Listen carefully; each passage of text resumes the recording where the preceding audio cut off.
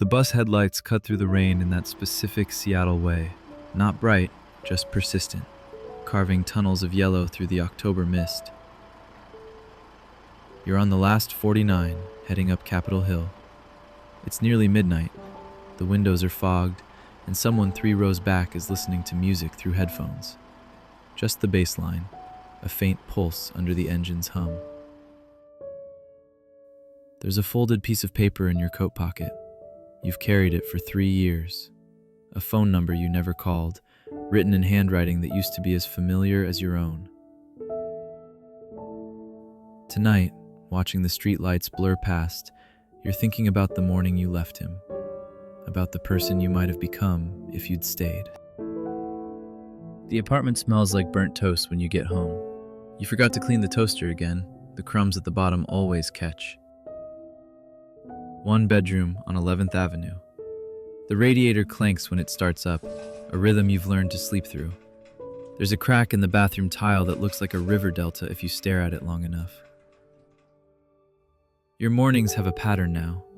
Pour water into the electric kettle. Wait for the click. Stand at the counter, drinking tea from a chipped mug you got at a yard sale in Fremont 2 summers ago. The work happens at a desk facing the brick wall of the next building. You spend hours inside shared documents, watching cursor names appear and disappear. Sometimes you're in video calls where everyone's face is a small rectangle, and you've learned exactly which angle makes you look most present. On Wednesdays, you meet Lynn for dinner at the pho place on 12th. The one where the menu is laminated and sticky, and the owner's kid does homework at the corner table. Last week, she asked if you were seeing anyone. Not really. She didn't push, just raised an eyebrow and went back to her soup. There'd been people, a musician you met at a house show in Georgetown, someone from the weekly volleyball game at Cal Anderson, a few careful coffee dates that never turned into second ones. Nobody stuck. 5 years ago, you left someone who'd bought a ring, who had a whole future mapped out in his mind, neat and complete, just waiting for you to step into it. His name was Michael. You met when you were 26. He worked for the city, something involving parks and bike infrastructure. He had careful hands and a way of remembering small things you'd mentioned weeks ago. 3 years together. An apartment in Wallingford with a view of the lake if you stood on the bed. A corner store where the owner knew your coffee orders. It worked. That's the word that fits. It worked the way a well-made machine works, reliably, without friction. He asked you to marry him on a February morning. No restaurant, no crowd. Just the kitchen and pancakes going cold. And his voice saying your name like a question. You said you needed time to think. 3 months later, you said you needed to leave. You told him it wasn't about anything he'd done, that you just couldn't see yourself in the shape of the life he was building. He didn't argue, just nodded, asked if you were sure. You said yes, even though you weren't. If you'd stayed, you'd be somewhere in Greenwood by now.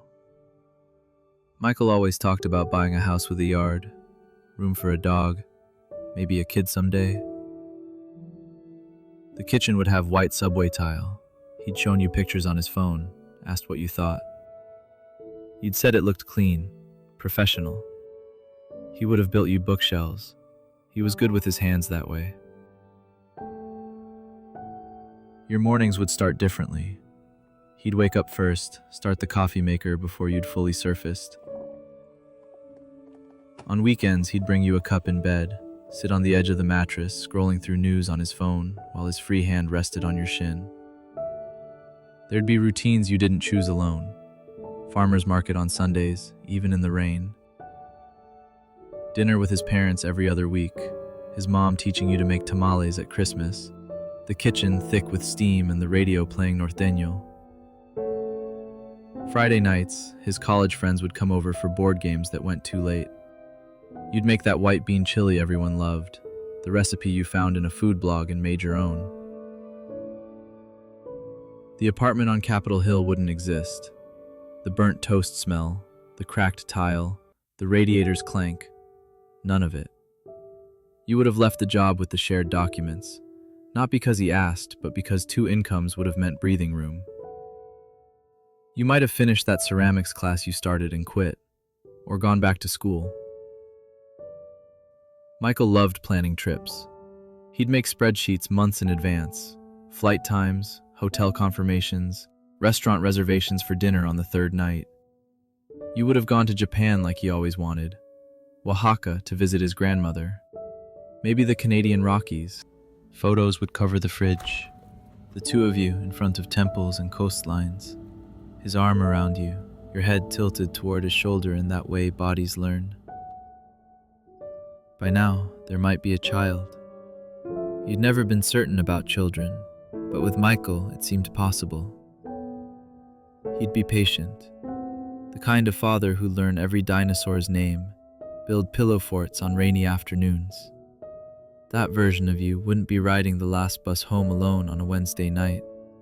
She'd be loading the dishwasher, checking tomorrow's calendar, folding small pajamas that smell like lavender detergent. She wouldn't have time to wonder. But here's what keeps you awake sometimes. Would she still keep a journal? Would she still need to walk alone sometimes just to be untethered? Would she still have that feeling, the one that comes at odd moments like pressure in your chest, that you need to be unaccounted for, even just for an hour? Or would those parts have faded, worn down like old paint, until what remained was someone functional and committed and unrecognizable? Michael got married last year, Lynn told you. She'd seen it on social media. Him and a woman with a kind smile standing in front of a house with a blue door. When you heard, something settled in your chest. Not relief, not regret, just a strange kind of confirmation. He was always going to have that life. You just decided it wouldn't include you. It's past midnight now. You realize you're out of milk. The corner store on the ground floor of your building is still open, fluorescent lights humming, the guy behind the counter half asleep over his phone. You grab a quart from the cooler. The cold air raises goosebumps on your arms. At the counter, you notice a rack of greeting cards. Birthday, congratulations, sympathy, and one that just says thinking of you in raised gold letters. You almost buy it. Your hand is on the card when you stop. Who would you send it to? Back upstairs, you make tea you don't drink. Just hold the mug, feeling heat seep into your palms. The radiator clanks to life. Outside, a bus goes by, headlights sweeping across your ceiling, then gone. You think about that morning in the kitchen, Michael's face when you asked for time, how he didn't get angry or plead, just said, "Okay, take all you need." You took 5 years, and you still don't know if you made the right choice, if there even was a right choice.